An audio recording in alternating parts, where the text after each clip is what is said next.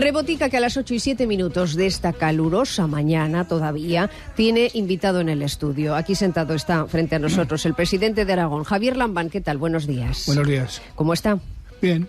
Se lo pregunto porque estaba haciendo yo memoria y ni su gobierno ni los ciudadanos, presidente, nos hemos privado de nada en esta legislatura. Pandemia, incendios, guerra. Lo que pasa es que si una echa la vista hacia adelante tampoco encuentra mayor consuelo, ¿no? Porque se habla de inflación, de apagón, de elecciones. ¿Qué le preocupa más a usted, siendo sincero? ¿Qué le quita el sueño si es que algo de todo esto se lo quita? Las consecuencias de la inflación, aunque creo que la obligación de un gobernante es siempre dar seguridad a los ciudadanos, proporcionar estabilidad social y política a los empresarios, y creo que eso el gobierno que presido, a pesar de su complejidad y su heterogeneidad ideológica, creo que lo está haciendo razonablemente bien. ¿Y qué me dice del efecto Feijóo? ¿Teme que llegue aquí a Aragón? Bueno, las encuestas que actualmente vemos son unas encuestas en general favorables a Feijóo, pero quedan muchos meses, queda mucho partido, van a pasar muchas cosas entre tanto, y por otra parte tampoco yo estoy pendiente de hasta qué punto eso es traspolable a Aragón. Me refiero a lo que está ocurriendo a nivel nacional. Hemos imprimido a la comunidad unas dinámicas propias, tanto en lo que se refiere a la política como en lo que se refiere a las maneras de entender el crecimiento, de entender el desarrollo, y yo creo que las elecciones autonómicas tendrán su propio desarrollo y tendrán sus propios resultados ajenos a las dinámicas nacionales. El curso ha empezado con un mix de un poco todo esto, de elecciones, de economía, de las consecuencias de la guerra. Lo hemos visto también en el primer pleno de las Cortes, que ha estado aderezado de todos esos asuntos también que forman parte de la actualidad más cotidiana de Aragón. Ahí ha estado Pepe Las Marías. ¿Qué tal, Pepe? Buenos días. Hola, ¿qué tal? Buenos días. Estuviste en ese primer pleno de este último curso de legislatura, el primero del curso político. Se nota un poco, ¿no?, este mix, y también que llega mayo pronto. No, se nota bastante. Bueno, primero se nota que a veces los políticos siguen fuera de la realidad, porque el primer pleno del curso, hacer comparecer al presidente y a 4 consejeros del gobierno a una petición propia, demuestra que a veces solo piensan en los 67 diputados que hay en el Parlamento, porque es imposible poder contarle a los ciudadanos todo ese volumen de información que pasa cuando hay comparecencias importantes, tanto la del presidente, que lo tenemos aquí, como de consejeros que van a hablar de situación económica, o el consejero Lona de incendios, o el consejero de educación del curso educativo. Con lo cual, todo asuntos potentes, además. Deberían poner un poco los pies en el suelo y pensar que sí, que es muy bueno que salgan en tromba todos, insisto, a petición propia y a petición de la oposición, pero que hay que dar un poco de tiempo para que la gente sepa, sea capaz de asimilar todo lo que nos quieren contar. Y luego, por supuesto, se vio que fuera un pleno que va a marcar, que va a venir marcado por las elecciones, porque en el debate de sanidad entre el presidente y la oposición, hubo incluso polémica porque el PP había pedido la comparecencia del presidente ya meses antes, sinceramente hubo mucho ruido, pero yo creo que poco contenido, pero incluso también por parte del presidente, y por eso le preguntaremos, presidente, buenos días, lo primero, porque esperábamos que el PP le preguntara por los famosos 100 millones de euros extra que dijo el señor Lambán que iban a ir a sanidad, lo dijo antes del verano. El PP no le preguntó y el presidente le dijo, bueno, no me han preguntado, ya les mandaré en papel a qué vamos a destinarlo. A ver si aquí ya le preguntamos nosotros, presidente. ¿Va a haber concreción para esos 100 millones extra de la sanidad, que parece haberse convertido en el talón de Aquiles de este gobierno?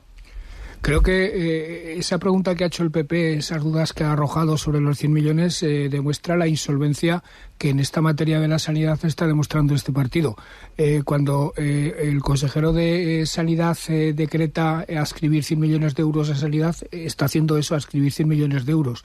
¿Y para qué? Pues para finalidades muy determinadas. Creo recordar así de memoria que 25 millones de euros para complementar los gastos de capítulo 1, en torno a 16 para completar el gasto farmacéutico, que se nos dispara todos los años, 52 millones, creo recordar, para capítulo 2, para gasto corriente, dinero para los conciertos de los hospitales, para ir reduciendo poco a poco las listas de espera. Es decir, son cantidades perfectamente asignadas y que ya se están poco a poco inyectando en los presupuestos de sanidad y que se están gastando. Bueno, pues esperemos que el ciudadano lo note también, ¿no? Porque es una de las quejas principales también lo de la sanidad, las listas de espera, la atención primaria. Tendremos ocasión en esta charla con el presidente de Aragón, en esta rebotica, en esta primera entrevista de curso político que hacemos de ahondar también en todo eso. Pero yo hablaba de las elecciones, presidente, porque este sábado, sin ir más lejos, reúne en Zaragoza Pedro Sánchez su Consejo de Política Federal y a sus varones regionales, entre ellos a usted también, secretarios de partido. Oiga, lo de elegir Zaragoza es decir, claro, que van a por todas para recuperar la Plaza del Pilar? Evidentemente el Partido Socialista se plantea mantener el poder que tiene, incrementarlo, recuperar aquellas plazas que perdió. Y desde luego lo que está claro, independientemente de que había que celebrar un consejo territorial, y me parece bien que se haya elegido Zaragoza, independientemente de ello, lo que está absolutamente claro es que el Partido Socialista en Madrid y en Zaragoza quiere recuperar el gobierno de esta ciudad por el bien del propio partido, no lo oculto, pero sobre todo por el bien de los ciudadanos que creo que están sufriendo desde 2015 una ausencia clamorosa de dirección al frente del principal ayuntamiento de la comunidad. Señor Lamal, Lola Ranera la semana pasada anunciaba que se presentan las primarias del PSOE. Usted la ha apoyado de forma clara, mantiene ese apoyo a Lola Ranera, y no sé si le gustaría que hubiera más candidatos o que haya un consenso en torno a ella. El ritual de las primarias exige que los dirigentes seamos cautos, que no manifestemos pública y expresamente preferencias. En todo caso, le diré que hasta ahora hay una persona, la compañera Lola Ranera, que ha manifestado su deseo de ser candidata a la alcaldía, y desde luego por la única que yo puedo apostar, sobre la única que yo puedo opinar es sobre Lola Ranera. Veremos si aparecen otros compañeros o compañeras.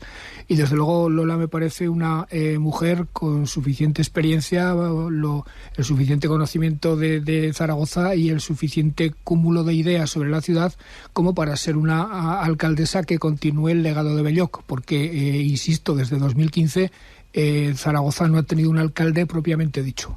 Una cosa es que aparezcan, presidente, mirlos blancos, y otra cosa es que los busquen. ¿Los está buscando la dirección de su partido?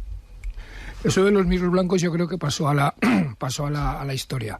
La política se debe producir según dinámicas normales. Los partidos tienen su propia vida, tienen sus propios procesos. Los partidos canalizan ambiciones, vocaciones, deseos personales. Son una plataforma, son un escenario en el que las valías de los compañeros se van viendo, se van contrastando, y creo que es el mejor, de alguna forma, el mejor instrumento para lanzar propuestas y para lanzar candidaturas sin buscarlas fuera. Y en este momento en Zaragoza da la impresión que el partido ha producido una candidata que es Lola Ranera. Y desde luego, si al final ella es la candidata, ella va a ser nuestro mirlo blanco. Pues veremos a ver qué es lo que ocurre, porque queda mucho todavía de aquí a mayo, aunque lo de las elecciones ya lo notamos en septiembre, incluso los periodistas, en que se han intensificado, por ejemplo, los rifirrafes entre usted y el presidente del principal partido de la oposición. Tenía el Partido Popular este fin de semana escuela de verano en Tarazona, y el líder de los populares le lanzaba este mensaje. No le gusta que yo corra delante de los cabezudos, y yo no le voy a pedir que corra delante de los cabezudos, pero sí que le voy a pedir que salga un poco más del Pignatelli. Y ya puestos a pedir un clásico en la batalla izquierda-derecha, los impuestos. Aquí en Aragón somos la peor en patrimonio, la segunda peor en IRPF y la tercera peor de todas las comunidades autónomas en España en el impuesto de sucesiones. No hay un infierno fiscal comparable en España al que sufrimos en Aragón. Que salga a la calle, le pide el presidente del PP a Javier Lambán, y que baje los impuestos en Aragón. ¿Por dónde empiezan? Hombre, es verdad que yo, hombre de bailes, jolgorios y jacaranda, no soy, no he sido nunca. Pero salir a la calle sí que salgo, no necesariamente con televisiones, con fotografías, pero salgo, y por ejemplo en Zaragoza oigo cada vez con más preocupación e irritación a los ciudadanos manifestar su absoluta incomprensión ante una huelga de autobuses de 560 días, cuando el anterior alcalde fue capaz de resolver la suya en 130 días. Desde luego, si uno sale a la calle se da cuenta de este tipo de cosas. El alcalde no sé si lo hace, yo sí, y le podría decir al alcalde, si me llamara, qué es lo que piensan los ciudadanos en este momento de cómo está rigiendo los destinos de la ciudad. En cuanto a los impuestos, el infierno fiscal es un latiguillo que el Partido Popular lleva utilizando desde hace tiempo. Lo cierto es que Rudy ganó las elecciones de 2011 anunciando la supresión del impuesto de sucesiones, no lo bajó, y yo, sin haberlo anunciado, en mi mandato anterior lo reduje más que la propia Rudy. Obras son amores y no buenas razones. Y por lo demás, hemos repetido hasta la saciedad que la presión fiscal en Aragón está por debajo de la media española. Solo ha estado una vez por encima, que fue justamente en el mandato del Partido Popular. No sé si pacto fiscal habrá, Pepe, pero tú como informador político, estos principios de curso, en estos primeros días, has oído hablar mucho de pactos. ¿Han ofrecido? ¿Han rechazado? Sí, de todo. Lo que pasa es que debe ser la edad ya, y más en año electoral, pues uno es un poco escéptico, la verdad, y me gustaría equivocarme, pero ayer el presidente Lambán en el Frago decía, no, si yo estoy dispuesto a llegar a pactos, no con el PP, con el resto de partidos también. ¿Lo dice por decir presidente o hay una voluntad? Y usted sabe que es muy complicado año electoral, en estos próximos días, semanas, a buscar algún acuerdo de tipo económico, impositivo, ante el complicado otoño-invierno que se avecina. Es decir, ¿es una declaración de intenciones o hay una fecha, hay una previsión de citar a los partidos en Aragón para llegar a acuerdos en no sé qué temas?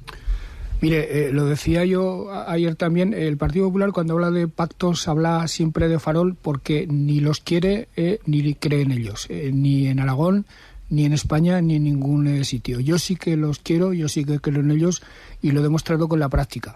De hecho, aquí hubo un gran acuerdo, hubo un gran pacto para impulsar la recuperación social y económica tras la COVID, que nos hubiera venido muy bien para hacer frente en este momento a las consecuencias de la inflación, y ese pacto que alcanzamos todas las fuerzas políticas y los agentes sociales, excepto Vox, lo rompió unilateralmente y de manera abrupta el Partido Popular en octubre del año 2021. Insisto, de manera abrupta y sin ningún tipo de explicación.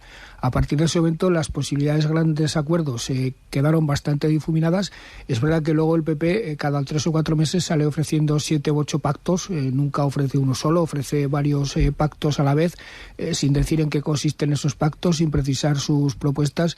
Y nosotros lo que hemos seguido es hablando con los agentes sociales, haciendo pactos con ellos, tanto con trabajadores como con empresarios. Lo que hemos hecho es seguir hablando con las fuerzas políticas que son proclives al diálogo, que están dispuestas al consenso, que están dispuestas a las alianzas concretas sobre temas concretos.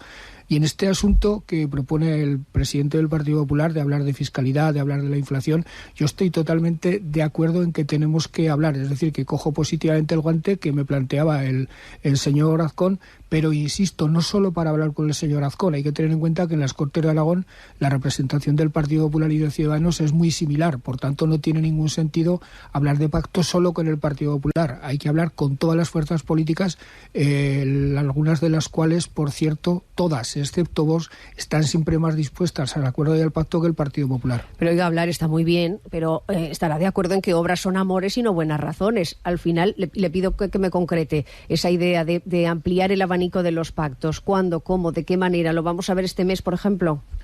El próximo pleno yo quiero comparecer, he pedido comparecer para hablar de los efectos de la inflación y para empezar a hablar de fiscalidad. Pues bien, en esa comparecencia ya les digo a ustedes que voy a plantear una metodología, que voy a plantear unos posibles líneas de trabajo, que voy a establecer los márgenes en los que nos movemos para poder hacer políticas frente a la inflación, y que los demás partidos van a tener la posibilidad de retratarse. Bueno, ahí se verá realmente hasta qué punto estamos hablando en serio o estamos hablando en broma, o estamos simplemente jugando de farol cuando hablamos de hablar, cuando hablamos de dialogar. Insisto, yo creo que el Partido Popular juega siempre de farol, y hay otros que, sin embargo, demostramos con nuestra práctica, con nuestra praxis política de hace muchos años, que realmente pensamos en los pactos, queremos los pactos. En Aragón somos pocos y, desde luego, podemos ser una gran comunidad autónoma, podemos tener un futuro espléndido, pero si entendemos la comunidad como un gran proyecto común y compartido. Está hablando de deflactar el IRPF, por ejemplo. Lo digo porque habla de fiscalidad y habla de márgenes, y le quiero arañar también algo más concreto en esa fiscalidad. ¿Qué es lo que va a plantear? Voy a plantear la posibilidad de repensar la fiscalidad, pero sin hacernos trampa los unos a los otros. No puede ser que un partido político pida bajar los impuestos y en la comparecencia siguiente o en la proposición de ley siguiente pida gastar más en carreteras, pida gastar más en sanidad. No puede ser que el alcalde de Zaragoza hable de bajar los impuestos autonómicos y a continuación diga que es poco el dinero que recibe del gobierno de Aragón, o le pida más dinero al gobierno de España, a la vez que también al gobierno de de España le pide bajar los impuestos. O una cosa o la otra. Bajar los impuestos significa tener menos dinero disponible para inversión y, desde luego, cuando se dice una cosa hay que decir a continuación la otra. Hay que decir lo que se quiere quitar, pero a continuación hay que decir de dónde se quiere quitar. Seguramente, presidente, los impuestos, seguramente no seguros, son muy necesarios para mantener los servicios sociales. El Gobierno de Aragón siempre ha hablado de la importancia de mantener, de defender el escudo social. Usted sabe que hace unos días una asociación de discapacitados se ha encerrado porque dice que están cobrando con retraso tanto los conciertos de plazas como también las plazas de los centros especiales de empleo. Dicen que les están pagando con un retraso de 6 meses cuando se supone que deberían pagarles a un mes. ¿Eso tiene algún tipo de solución? Creo que las políticas públicas del Gobierno de Aragón desde 2015 han manifestado una sensibilidad y una atención hacia las organizaciones, hacia las entidades del tercer sector difícilmente superable. Es verdad que la Administración funciona a los ritmos que funciona, pero es verdad también que las cantidades asignadas, los presupuestos destinados a esas políticas han ido increciendo permanentemente. No creo que esa entidad a la que usted se refiere tenga más problemas a la hora de recibir las subvenciones que el resto de las entidades. Luego cada cual tiene su historial reivindicativo en esta ciudad y ustedes saben a lo que me estoy refiriendo. Lo más social, desde luego, para todos es el empleo y en esta comunidad lo que tiene más peso es precisamente el sector industrial, presidente. Le quiero preguntar por estos empresarios de la industria, porque Aragón precisamente es uno de los motores de nuestra economía y fíjese cómo tenemos el panorama. Stellantis para una semana y otra también, por falta de materiales. Lo de la cogeneración se arregló por los pelos, pero falta concretarse hace solamente unos días. Y la crisis de la energía les afecta a ellos más que a cualquier otro sector. Le pregunto, ¿faltan más ayudas? No sé si por parte del gobierno de Sánchez o por parte del suyo, como le está achacando la oposición. Se lo digo también porque lo tiene el presidente Pedro Sánchez el sábado. No sé si van a hablar de esto. En el caso de la falta de suministros de chips y demás, estamos asistiendo a las consecuencias de una política industrial equivocada de la Unión Europea, que hace años decidió desindustrializarse en favor de los países orientales. Eso hay que corregirlo ahora, reindustrializando España, Aragón y Europa. En el caso del precio de la energía, el Gobierno de España está tomando medidas y seguramente habrá que tomar más.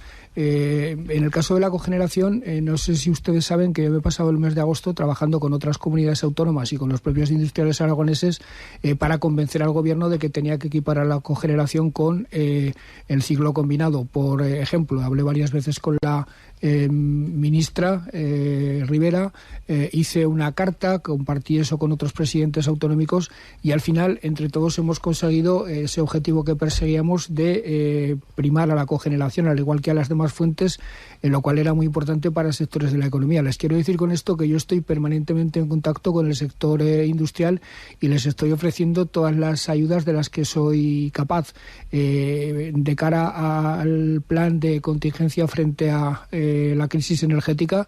Desde el Gobierno de Aragón le hemos planteado al Gobierno la posibilidad de establecer un fondo de emergencia energética. Yo he hablado muchas veces, porque nosotros en este momento recursos específicos en el presupuesto no tenemos. Yo he hablado, lo hice ya en la conferencia de presidentes de Palma, de que parte de los fondos europeos se reasignen, teniendo en cuenta que cuando se hizo el primer reparto hablábamos solo de pandemia, ahora hablamos también de guerra de Ucrania y quizá parte de aquellos fondos se tendrían que destinar a hacer frente a las consecuencias de la guerra de Ucrania, sobre todo en forma de incremento de los precios de la energía, tanto para consumidores domésticos como para la economía. En todo eso estamos trabajando y de eso quiero hablar en esa comparecencia del jueves. Y lo que hago sobre todo es elegirme en interlocutor, en portavoz de la economía aragonesa. Por eso reuní el otro día a los agentes sociales, dirigiéndome a los ministros y al Gobierno de España. Yo he dicho siempre que me debo ante todo a los aragoneses, a la comunidad autónoma de Aragón, que no soy un defensor de las políticas del Gobierno de España aquí, sino un defensor de los intereses de aquí ante el Gobierno de España. Y este tipo de acciones pues a veces dan buenos resultados, como por ejemplo en el asunto de la cogeneración. Presidente, ha hablado de la ministra Rivera, con la que tuvo conversaciones por el tema de la cogeneración, que acaba de citar. De los convenios de transición justa para cuencas mineras, ¿hay alguna novedad? ¿Se espera algún que se firme pronto? Porque es que el anuncio de firma lleva muchos meses esperando. Sabemos ya las cantidades, tenemos que precisar nosotros desde Aragón exactamente cuáles son nuestras aportaciones, pero yo ahora mismo soy más optimista que hace algunos meses. Dicho lo cual, me gustaría dejar claro que aun sin los convenios de transición justa que van a llegar y dotados con una cantidad de en torno a 180 millones de euros, incluso sin esos convenios de transición justa, el impacto negativo del cierre de la central y del cierre de las minas está ya absolutamente contrarrestado por iniciativas empresariales que ya están anunciadas y que les puedo decir a ustedes, aunque sin mucha precisión, otras que se van a anunciar próximamente. En este momento en Andorra hay 200 personas menos afiliadas a la Seguridad Social que en los mejores tiempos del carbón y en los mejores tiempos de la central, y si todo sale como los empresarios se han comprometido a que salga, me refiero a inversores concretos en las cuencas mineras y en Andorra en particular, en 2 o en 3 años habrá necesidades de mano de obra muy superiores a esas 200 personas, con lo cual, insisto, aun si transición justa, que la va a haber, aun sin convenios de transición justa, el impacto del cierre de la central, de la economía del carbón, está ya absolutamente contrarrestado por iniciativas concretas y ya anunciadas. Va a haber, pero el cuándo no lo sabemos todavía, y tampoco saben los empresarios, ya que mencionan los empresarios turolenses, yo le añado los de Huesca también, o los de Soria, tampoco saben, digo, cuándo van a cobrar, si es que al final las cobran, porque no parece, esas ayudas para el gasto corriente que se habían anunciado. Ayer precisamente leíamos también unas declaraciones en Heraldo, una entrevista al secretario de Estado contra la despoblación, que decía, es que la situación es muy complicada. Oiga, esto de los anuncios al final, cuando no se cumplen o se retrasan tanto, se convierten en un punto débil también para el gobierno. ¿Se lo va a decir a Pedro Sánchez el sábado? Se lo dirá Pedro Sánchez el sábado, se lo he dicho al resto de los ministros y se lo seguiré diciendo, y se lo dice siempre que va a las ejecutivas federales Maite Pérez. Hoy hay ejecutiva federal, me imagino que ella está allí, me imagino que lo volverá a plantear ante los ministros correspondientes. Esto del 20% de subvención de costes laborales fue algo que surgió del Gobierno de Aragón en el año 2019. A nadie se le había ocurrido, no había visto esa posibilidad en la normativa europea. Se nos ocurrió a nosotros, lo vimos nosotros, se lo planteamos a nuestros colegas de Castilla-La Mancha y Castilla y León. Conseguimos que la Comisaría para la Competencia de la Unión Europea le diera eso el visto bueno, y el Gobierno de España en los presupuestos vigentes incluyó una cláusula para hacer posible esta financiación de costes laborales. A partir de ese momento nosotros no nos resignamos a las explicaciones que ayer pudiera dar este señor ni a ninguna otra. Creemos que existe esa posibilidad para 3 provincias españolas, y creemos que existiendo esa posibilidad y existiendo en los presupuestos la posibilidad de llevarla a cabo, no hay ninguna excusa para que no se lleve a cabo. Presidente, de los presupuestos de Aragón, que entiendo que están negociando ya dentro del gobierno, va todo bien, se tendrá el borrador pronto. Y la segunda, hay socios del partido del gobierno como Podemos que están por la labor de aprobar, pero ya ponen alguna condición, como que los forestales se contraten 12 meses al año, o sea, los 12 meses del año, perdón. Eso se va a contemplar en el presupuesto, se está negociando. Lo de los forestales habría que verlo en un ámbito más amplio, que es el de cómo hacemos frente a los incendios en los próximos años. Los incendios descontrolados que hemos visto este verano han venido para quedarse, por desgracia, salvo que empecemos a tomar medidas muy importantes, salvo que empecemos a analizar el problema prescindiendo de simplezas y prescindiendo de lugares comunes. Me parece perfectamente comprensible lo que planteaba la consejera Díaz, aunque creo sinceramente que en este momento el último problema que tenemos es el de la falta de medios.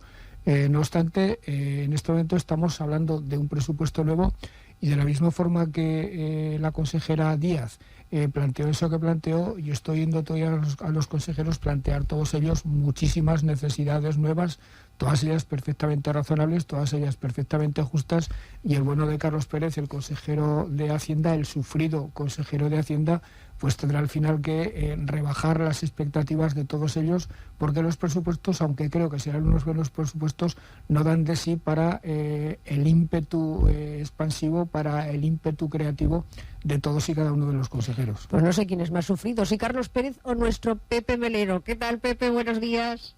¿Qué tal, amigos? ¿Cómo estáis? Buenos días. Aunque hoy tenemos buena noticia. Hoy estamos muy contentos. Hemos descubierto a nuestro Lewandowski particular y Simeone hizo un partidazo ayer espectacular y tenemos delantero y estamos muy contentos. La primera victoria y las cosas se ven ya de otra manera. Así que súper felices. Hasta Pepe Las Marías sonríe hoy. ¿Cómo estás? Buenos días. Buenos días. Pasas del lunes pasado de la depresión más absoluta, ahora una euforia. Tenemos al nuevo Lewandowski. Modérate, Pepe, modérate, por favor. Esto es el fútbol. No, yo también quedé muy sorprendido. Quedé gratamente sorprendido con nuestro delantero, sí. Oye, habrá... Yo también. Ya se lo veían maneras. En los partidos anteriores ya se veía que tenía una gran profundidad, una gran velocidad, pero lo de ayer fue una exhibición, fue verdaderamente una exhibición. Para un chico de 19 años, parecía un jugador hecho de primera, espectacular, fue espectacular. Contra la Ponferradina, Pepe. Bueno, tampoco hace falta que... Claro. Sí, nos bajemos al detalle, claro. Aquí a uno le tengo que subir la cabeza al cielo y a otro ponerle los pies en la tierra. ¿Habrá pacto con la Romareda, presidente, ya que le tengo aquí? Porque también es otro de los acuerdos que están ahí, sin acabar de concretarse. ¿Cómo lo ve? El Gobierno de Aragón va a arrimar el hombro para que Zaragoza sea sede del Mundial 2030, si es que hay Mundial, porque todavía está por ver que seamos... la candidatura ganadora para organizar el Mundial. El Gobierno de Aragón está trabajando, tiene resueltos todos sus deberes en cuanto a las aportaciones que tiene que hacer para la candidatura y ya le hemos dejado claro al Ayuntamiento que desde luego nosotros no vamos a poner ningún palo en la rueda y que cuando sepamos en qué consiste el proyecto del campo, cuánto va a costar el campo, quién lo va a pagar, etcétera, pues estaremos en condiciones de apoyarlo de manera activa o no. Lo que pasa que en este momento solo sabemos que se quiere hacer un campo en la Romareda. Por cierto, hace 3 años que ya se quería hacer un campo en la Romareda y no se ha hecho entre tanto absolutamente nada, pero no sabemos ni quién lo va a pagar, ni qué tipo de reforma se quiere hacer, ni cuánto va a costar. Pero insisto, no solo no seremos un problema, sino que seremos un elemento que ayudará y empujará para que seamos candidatura. Sí. Rápido, sí, que nos vamos. Pues un suceso, Eva, la verdad. Lo hemos contado esta mañana en Belchite, un accidente de tráfico con un fallecido. Bueno, pues nos han ampliado a la Guardia Civil la información. Hay 4 personas de la misma familia y el fallecido es un menor de 2 años.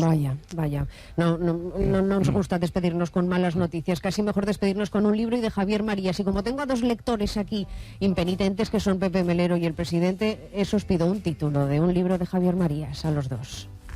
Corazón tan blanco. Corazón tan blanco. ¿Y tú, Pepe? Yo me quedo con un ensayo que se llama Vidas Escritas, que reúne semblanzas de Faulkner, de Conrad, de James Joyce. Bueno, un libro maravilloso y no muy conocido, no de las grandes, porque no es una novela, sino es un ensayo, y creo que es para mí uno de los grandes libros de Javier Marías. Pues nuestro homenaje particular desde esta Rebotica. Gracias, Javier Lambán, por estar en directo en esta primera entrevista de curso político en la Rebotica. Gracias, Pepe Melero. Gracias, Pepe Las Marías. Mañana más. Adiós.